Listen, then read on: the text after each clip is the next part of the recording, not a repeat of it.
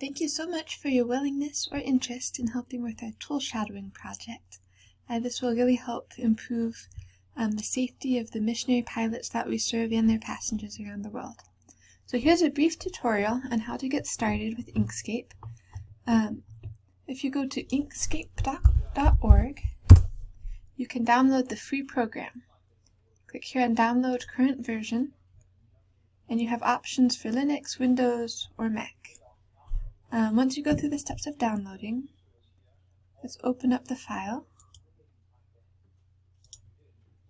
Open up Inkscape. Alright, this is what you get when you first open the program. Now we're going to come here to File and do a Save As. I'm just going to save it as Tutorial. Now we want to do, for consistency, we're going to do a drawing in inches. So come down to File, Document Properties, and then you can change it to inches here and inches up here. Now on this page you can also change the size of the template here.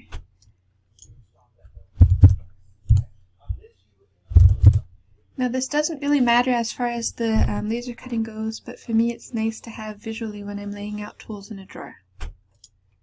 I'm going to save again. I make a habit of saving frequently because I've lost data before and that kind of stunk. Now for the basics of the program, if you're using a mouse, you can pan by holding down the scroll button and dragging. Otherwise, you can use these little scroll buttons here. To zoom, you can scroll. So you have to hold in Control and then you scroll in and out. You can kind of move as you scroll too.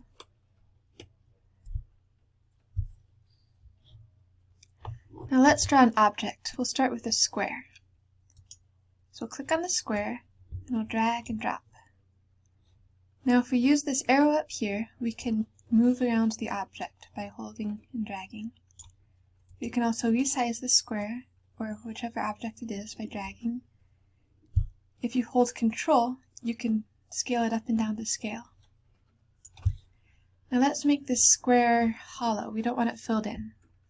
Now let's go select it with this top tool here and go to Object and then Fill and Stroke. That opens up a menu on your sidebar. Alright, we don't want this filled. We do want it to have an outline. For consistency, on everything that's cut with the laser cutter, I like to use red. The laser cutter allows us to have different power settings for different colors, so we'll use red for cutting. If you find that the line is too thin or too thick, you can come here and adjust the stroke style, thickness. And that really doesn't matter as far as the laser cutter goes, it's all for your visual preference. Alright, so that's one type of object, a square. One more thing with the square. If you click on the square button here, you can manipulate the square other ways. You can change the width and height here. You can use this to make the corners rounded by dragging. You can also change the radiuses here as well. If you want to make the corner sharp again, this button's nice. Okay, so that's objects. I'm going to delete that. Okay, now let's talk about paths. This is something that you're going to be using frequently in the tool shadowing. If you come over here to draw Bezier curves and straight lines, however you pronounce that, you can click on that and you can click around in whatever shape you want. When you complete it, it finishes. If you want to only do a partial shape, you can go there and hit Enter and it will finish. Alright. Now with the shape drawn, you can still treat it as an object. You can move it around, you can scale it just like we did with the square. You can change the color, which I'm actually going to do.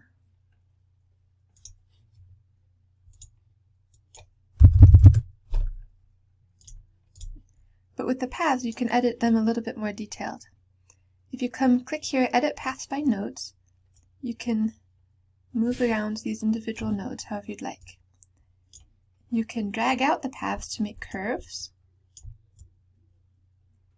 You can make nodes smooth. by clicking here and then coming to one of these buttons up here, make selected node smooth, and it will smooth it out automatically for you. And this is very useful. Okay, now we're going to actually start shadowing some tools. So let's delete this, select it, and hit delete. Now I don't know why I'm saving again. Alright, so let's import a photograph. This is what I'm going to send you for tools to shadow. So we'll click File, Import, then navigate over to the file that you'd like. I'm going to import this one here. I usually just go with the default options. Alright, so there's the file, and when it comes in, it's not quite to scale. And so I have included a number of scales in here, and those don't need to be shadowed unless I'll say otherwise. They're just there for your reference to set this to the right size.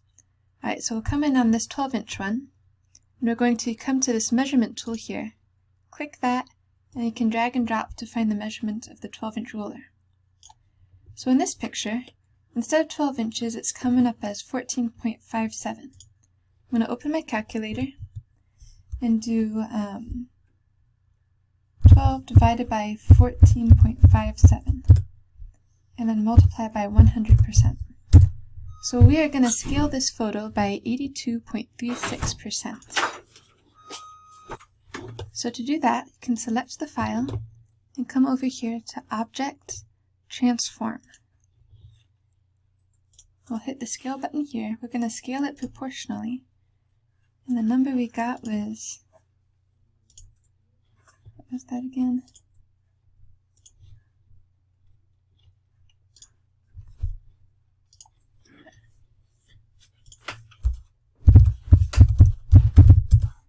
(82.36%). Hit apply, and that scales the photo down to scale. So I like to double check just to make sure I didn't get that backwards. Alright, so we've got about 12 inches there, close enough. Alright, so now let's pick a tool to shadow. I'm going to start with this thing here. It's called a nibbler. I'm going to come over here under the transform box. I'm going to click on rotate to get it to the position I want it to be when I'm shadowing. I'm going to do -1 degree at a time to get it about straight. This is a little bit subjective what you consider straight or not. Now I'm going to use my Draw Curves button to trace around the rough shape of the tool.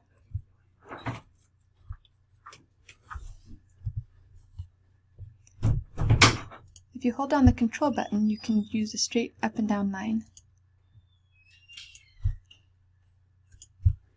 I'm just going to get kind of a rough outline.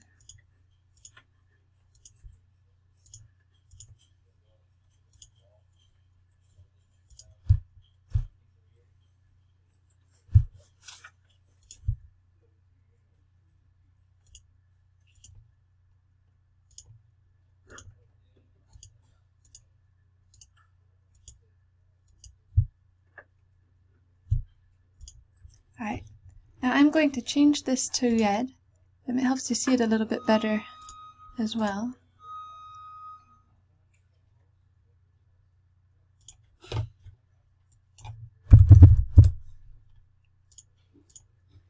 Now I'm going to come back to Edit Paths by Nodes and use that to make this a little nicer looking. I'll come out and drag these here. I'm going to make these nodes smooth. And there are shortcuts that you can use while doing this, but I'm just going to use the button so that you can see where those are.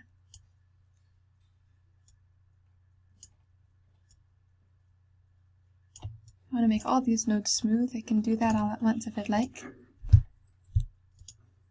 But it doesn't have to be perfectly exact. It's kind of more needs to be functional than anything.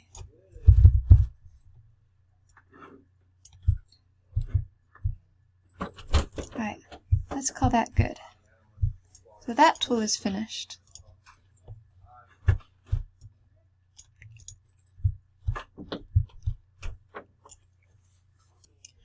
Okay. Okay, now I'll show you a couple of other tricks I use.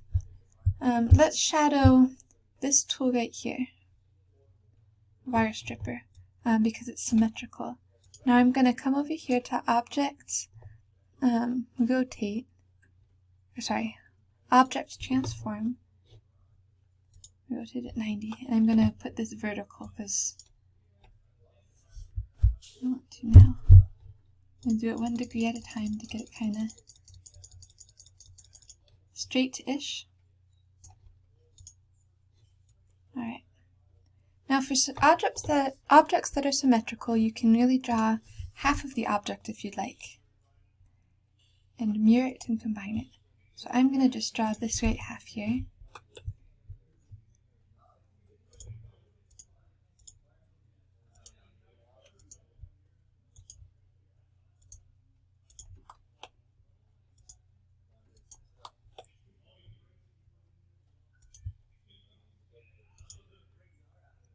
Right, I got to the end and I'm hitting enter to stop. I am going to turn this red so I can see it better. Alright, now I'm going to come and do all my contours. Selecting Edit Paths by Nodes. Come and drag that. Get it about how I'd like it to look. Again, this doesn't have to be perfect. Just has to be functional.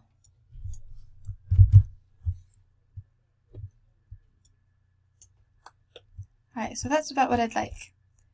I'm going to select the object, and I'm going to make a copy. Hit Control D, actually duplicates it. Now you can see there are 2 of them now, one on top of the other.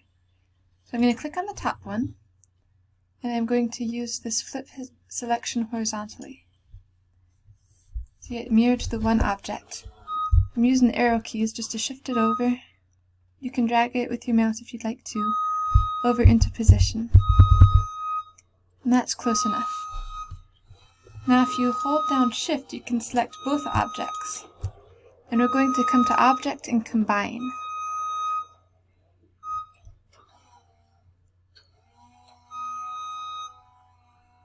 Sorry, there's Path and Combine, or Control K. And it puts them into one object there. And so that object is finished. We'll move it back with the other. Now just another tool I want to show you. As you're arranging your tools, say you want these to be on level with each other. If you come here to Object, Align and Distribute, it'll open another menu here on the right side. You can use that to set things, line them up by their center lines or the bottom to whichever side you'd like. So I'm going to click on these both and have it go relative to the last selected object. So it's going to, let's say, line it up with this one. So I'm going to click this one first, then that one.